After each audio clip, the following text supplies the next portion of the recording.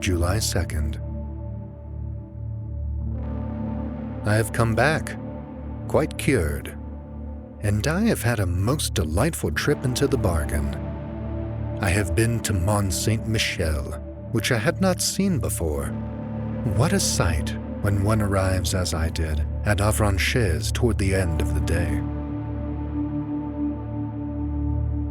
The town stands on a hill, and I was taken into the public garden at the extremity of the town. I uttered a cry of astonishment. An extraordinary large bay lay extended before me as far as my eyes could reach, between two hills which were lost to sight in the mist. And in the middle of this immense yellow bay, under a clear, golden sky, a peculiar hill rose up, somber and pointed in the midst of the sand. The sun had just disappeared, and under the still flaming sky, the outline of that fantastic rock stood out, which bears on its summit a fantastic monument. At daybreak, I went to it. The tide was low as it had been the night before, and I saw that wonderful abbey rise up before me as I approached it. After several hours walking, I reached the enormous mass of rocks which supports the little town, dominated by the great church. Having climbed the steep and narrow street, I entered the most wonderful Gothic building that has ever been built to God on earth, as large as a town, full of low rooms which seem buried beneath vaulted roofs, and lofty galleries supported by delicate columns. I entered this gigantic granite jewel, which is as light as a bit of lace, covered with towers, with slender belfries to which spiral staircases ascend and which raise their strange heads that bristle with chimeras, with devils, with fantastic animals, with monstrous flowers, and which are joined together by finely carved arches, to the blue sky by day and to the black sky by night. When I had reached the summit, I said to the monk who accompanied me, "Father, how happy you must be here." And he replied, "It is very windy, monsieur." And so we began to talk while watching the rising tide, which ran over the sun and covered it with a steel cuirass. And then the monk told me stories. All the old stories belonging to the place, legends, nothing but legends. One of them struck me forcibly. The country people, those belonging to the Monet, declare that at night one can hear talking going on in the sand, and then that one hears two goats bleat, one with a strong, the other with a weak voice. Incredulous people declare that it is nothing but the cry of the sea-birds, which occasionally resembles bleatings and occasionally human lamentations, but belated fishermen swear that they have met an old shepherd whose head, which is covered by his cloak, they can never see, wandering on the downs, between two tides, round the little town placed so far out of the world, and who is guiding and walking before them, a he-goat with a man's face, and a she-goat with a woman's face, and both of them with white hair, and talking incessantly, quarreling in a strange tongue, and then suddenly ceasing to talk in order to bleat with all their might. "Do you believe it?" I asked the monk. "I scarcely know," he replied, and I continued, "If there are other beings besides ourselves on this earth, how comes it that we have not known it for so long a time? Or why have you not seen them? How is it that I have not seen them?" He replied, "Do you see the 100,000th part of what exists? Look here. There is the wind, which is the strongest force in nature, which knocks down men and blows down buildings, uproots trees, raises the sea into mountains of water, destroys cliffs, and casts great ships onto the breakers. The wind which kills, which whistles, which sighs, which roars. Have you ever seen it? And can you see it? It exists for all that, however." I was silent before this simple reasoning. The man was a philosopher, or perhaps a fool. I could not say which exactly, so I held my tongue. What he had said had often been in my own thoughts. July 3rd.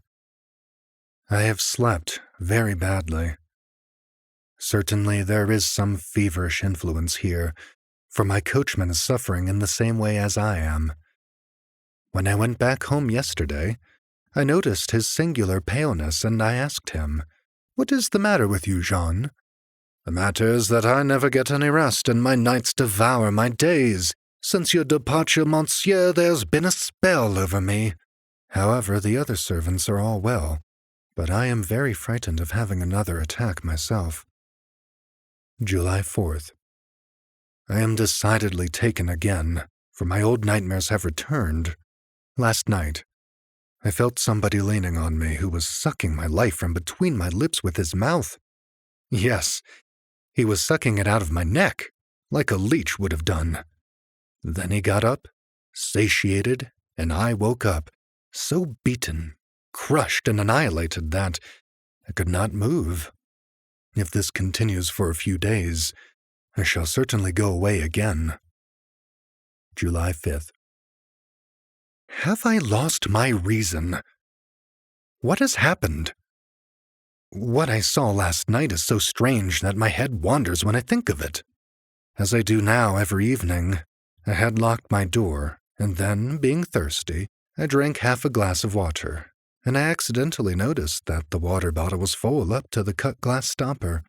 Then I went to bed and fell into one of my terrible sleeps, from which I was aroused in about 2 hours by a still more terrible shock.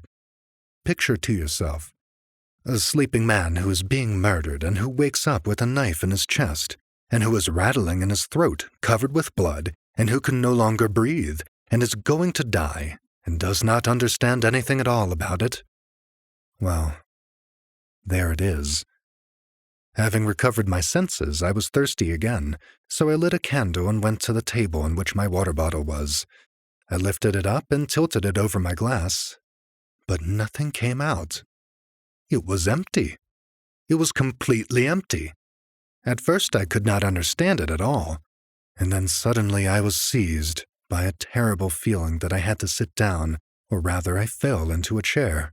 Then I sprang up with a bound to look about me, and then I sat down again, overcome by astonishment and fear, in front of the transparent crystal bottle. I looked at it with fixed eyes, trying to conjecture, and my hands trembled. Somebody had drunk the water.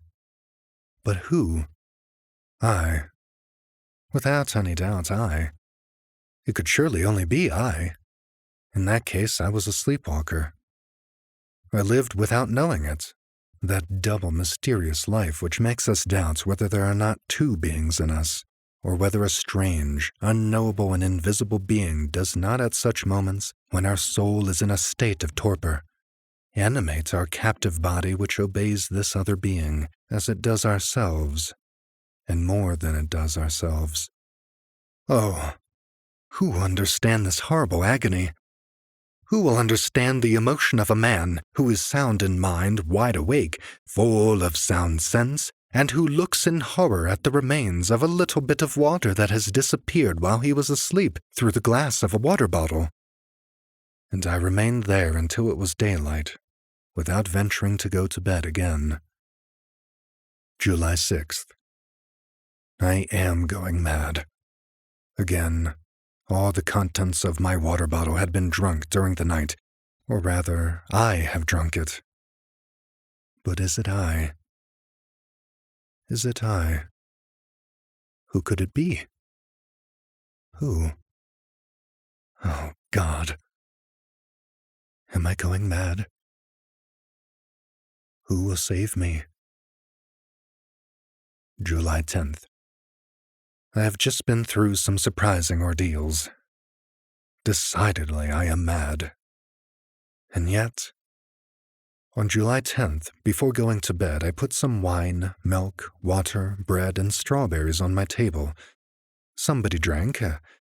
I drank all the water and a little bit of the milk, but neither the wine, bread, nor the strawberries were touched. On the 7th of July, I renewed the same experiment with the same results. And on July 8th, I left out the water and the milk and nothing was touched. Lastly, on July 9th, I put only water and milk on my table, taking care to wrap up the bottle in white muslin and to tie down the stopper.